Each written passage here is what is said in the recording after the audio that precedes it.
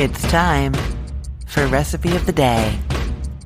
Today's recipe is for when you're feeling like a burst of flavor, but you want something really easy. It is for Italian chicken breasts. They are baked with lots of herbs and flavors and surrounded by cherry tomatoes and garlic cloves, some Parmesan cheese on top. It's wonderful, sliced and served over pasta or really rice on a salad, anything like that. It's going to be delicious, wonderful, and best of all, easy. Or maybe the delicious part is the best of all. I feel like there's this Venn diagram of delicious and easy, and where those things meet, that's where I like to be the most, you know? Anyhow, this one uses some boneless, skinless chicken breasts. You can use thighs instead, boneless, skinless. I will say leave them sort of rolled up in their little bundles. Don't unroll them, and then the cooking time will be pretty similar. And probably for the amount of seasoning and everything used here, you can do 8 boneless, skinless chicken thighs.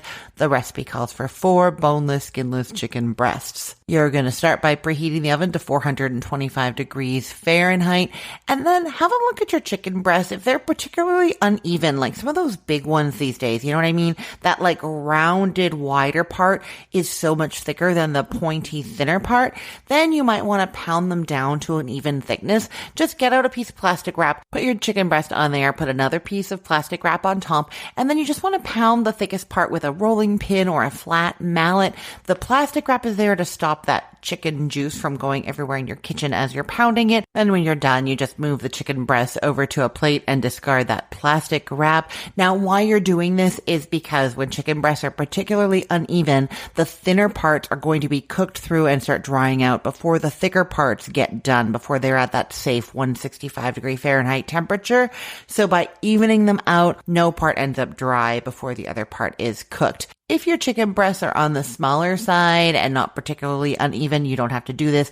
And for the chicken thighs, you definitely don't have to because you're keeping them in those little bundles and they're just small and perfectly evenly round. Now, I'm going to tell you about the seasoning blend that you are using here, which you're going to mix together. It's got 2 teaspoons of dried rosemary, 2 teaspoons of dried oregano, 1 teaspoon of dried thyme, a teaspoon of salt, a teaspoon of garlic powder, and half a teaspoon of black pepper.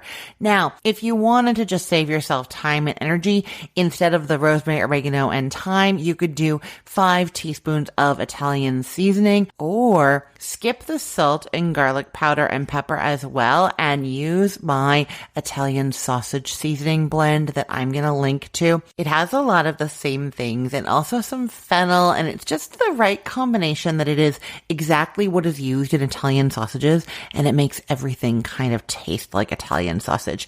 Now, if you just don't want to have to go and make that blend, you could do exactly what is written in this recipe and just throw in some crushed fennel seeds as well. That will approximate it. It's that fennel seed that makes Italian sausages have that distinctive flavor. You know what I mean? But basically what you're doing is sort of like 5 teaspoons of dried herby flavor, a teaspoon of salt, teaspoon of garlic powder, half teaspoon of black pepper.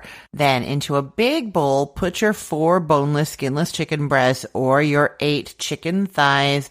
Drizzle those with 2 tablespoons of olive oil and just kind of stir them to coat, and then sprinkle them with half of that seasoning mix that you just made. Get out your baking sheet and line it with some parchment paper or a silicone mat. That's just going to make cleanup easier. And then arrange your chicken on there, kind of spread out, and then into the same bowl that you had your chicken in, toss a pint or 2 of cherry or grape tomatoes, 5 cloves of garlic that you've peeled and halved. Who am I kidding? I do 10 at least, but a whole bunch of garlic that you've peeled and halved, however many cloves of garlic you have the energy to peel. Let's go with that. And then add in another 2 tablespoons of olive oil. So you're just adding some olive oil to that tomatoes and garlic and the rest of that seasoning mix. Give that a good stir and then spread that out around the chicken pieces on your baking sheet. Put that into the oven until an instant read thermometer measures 165 degrees Fahrenheit in the thickest part of a piece of chicken.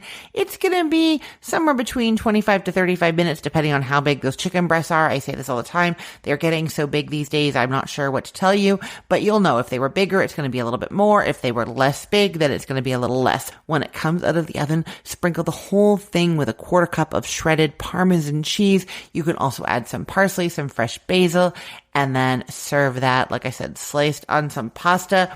There is your dinner. I cannot wait for you to try this one. I will put the link to this recipe in the show notes for this podcast episode, or you can head to cookthestory.com/ROTD and get it there, or find it in our Facebook group, facebook.com/groups/recipeotd. And hey, just a quick note. I'm on a recording hiatus right now, so for the next little while, I'm replaying episodes from the archives, including this one. If you heard me mention a holiday, a season, or something going on in my life that seemed a bit off, that's why. Thanks so much for listening, and I hope you're enjoying these older episodes. I am Christine Pittman from cookthestory.com, thecookful.com, cookfor2.us, and from this podcast, Recipe of the Day. I hope you have a great day. Let's get cooking.